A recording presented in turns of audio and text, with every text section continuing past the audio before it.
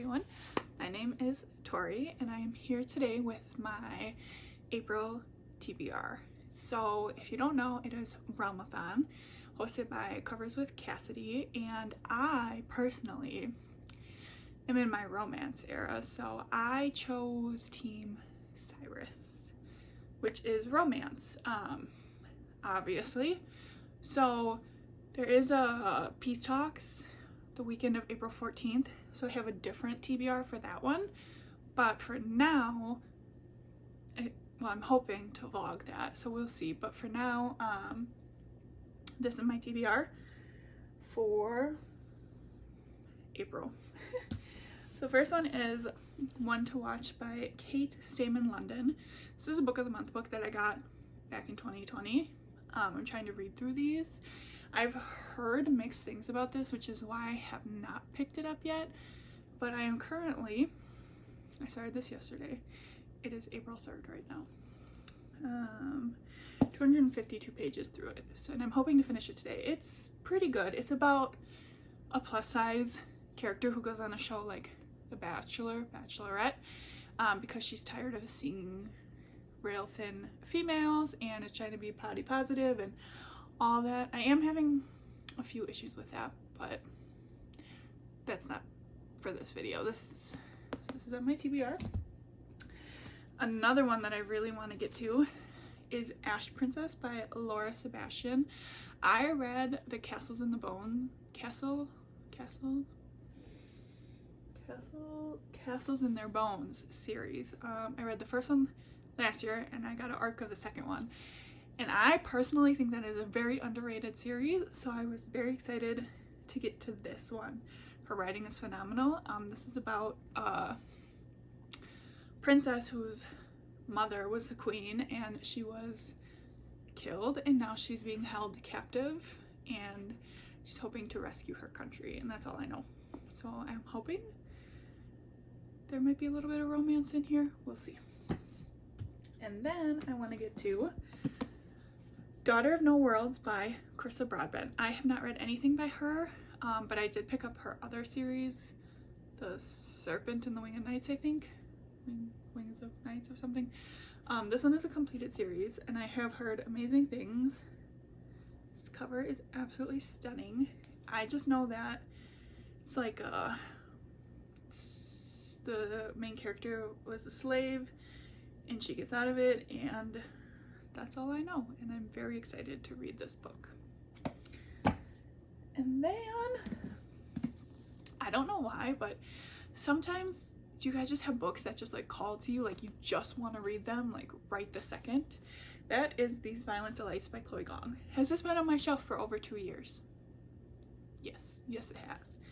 But I don't know, I have this, something in my heart is telling me I need to read this and I'm gonna love it. We'll see. It is a Romeo and Juliet retelling about, but it's in Shanghai in the 1920s between gangs. I love a good like mafia gang story, add romance. I really think I'm gonna love this book, and I think that's what's been making me want to pick it up.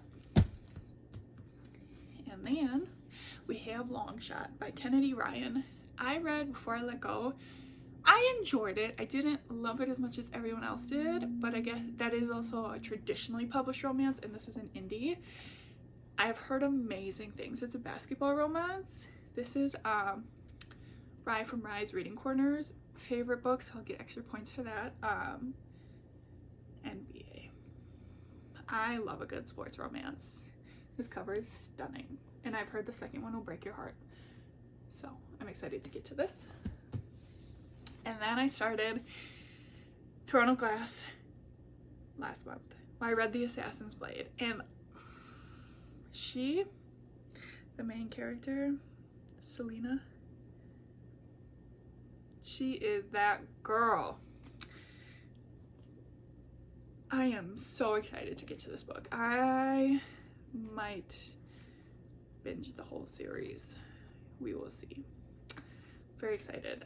If you don't know what this is, you've probably been living under a rock, but she is an assassin. King's Assassin. And it goes from there. Then we got Miss Lauren Asher, Terms and Conditions, the Dreamland Billionaire series. This is book 2. This is a marriage of convenience, which I love a marriage of convenience trope. I didn't love the first book because I didn't love the main characters, but I've heard that the series gets better as it goes on. It's like a Disneyland, they own a theme park kind of thing. So the 3rd book just came out, so I'm hoping to get to this one this month. And then we have A Fate of Wrath and Flame by K.A. Tucker. I adored The Simple Wild. Absolutely adored it. It is one of my favorite series. I'll reread it, recommend it. So I didn't know that she wrote a fantasy romance. There's 2 books out in the series. The 3rd one comes out later this year. It said she would know the world of vengeful gods and monsters and the lengths one would go for love, and nothing would ever be the same for her again. And it's New York City's most notorious crime boss. I'm excited for this one, and the cover is stunning. Stunning. So I think it's like set in our world then. New York City's crime boss. Interesting. This may have just moved up my TBR. And then we have 2 that are not romances because I need to break it up a little bit. So the first one is Delicious Monsters by Lizelle Sambury. I got this from the library. Bethany was talking about this book and she gave it 6 stars. Absolutely loved it.